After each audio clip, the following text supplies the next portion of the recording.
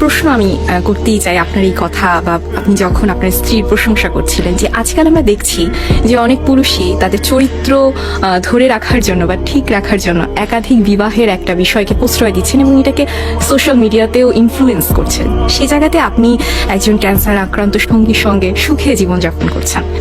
আপনাকে এই প্রশ্নটা এই জন্যই করছি, আপনাকে অনেকে ফলো করে। আপনার কি মত যে আসলে এই বিষয়টা যে চরিত্র ধরে রাখার জন্য না পুরুষের যে বিষয়টা, আপনি কি বলবেন? না দেখেন, আসলে মানুষের জীবনে অপশন বলে কিছু হয় না। আপনি এখন যার সাথে চলছেন তাকে ছাড়াও অন্য কারোর সাথে চলবেন, সে যে এই মানুষটার চেয়ে ভালো মানুষ হবে এরকমটা আপনি কিভাবে বুঝলেন? আর তার চেয়ে বড় কথা কি, মানুষ তো আসলে সবাই সমান। এই ছোট জীবন, এই জীবনে যে কোনো একভাবে চললেই হলো। এই জীবনে যে আপনার খুব বেশি কালারফুল জীবনই উদযাপন করতে হবে এমনটি নয়। মানব জীবন চাইলেও আর পাবেন না, এটা একবারই হয়।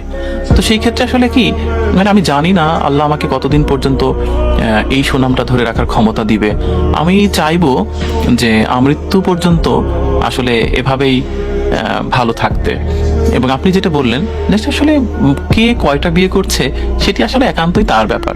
আমি মনে করি যে পৃথিবীতে ওভাবেও সুখী হওয়া যায় না। সুখী হতে গেলে সাধারণত একটা মানুষকে ফলো করতে হয়, একটা মানুষকে ট্রাস্ট করতে হয়।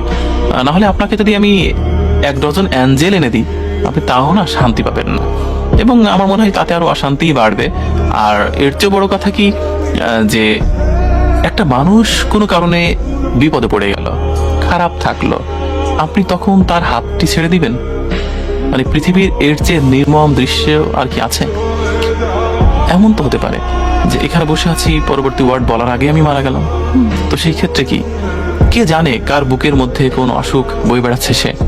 তো সেই ক্ষেত্রে দেখুন, আজকে যে মানুষ দাম্ভিকতার সাথে বলছে যে অমুক অসুস্থ, তমুক অসুস্থ, ওর যখন তখন মারা যাবে, আমার খুব বলতে ইচ্ছা করে যে তুমি অসুস্থ নই, এটার প্রমাণ কি? মানে তুমি তোমার বুকের ভেতরের অন্ধকার খবরগুলো রাখো।